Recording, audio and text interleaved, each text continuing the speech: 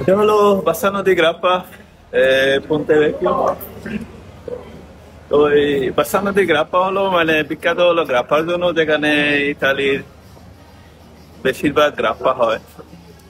তো এই শহরকে মানে যারা টুরিস্ট আছে বা ইতালিয়ান, তারা গ্রাপ্পা শহর হিসাবে চিনে।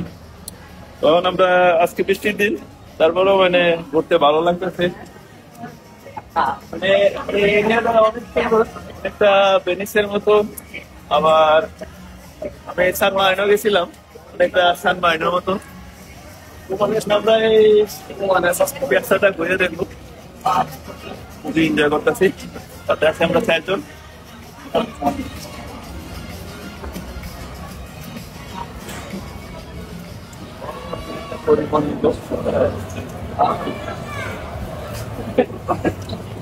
Famendo che non so,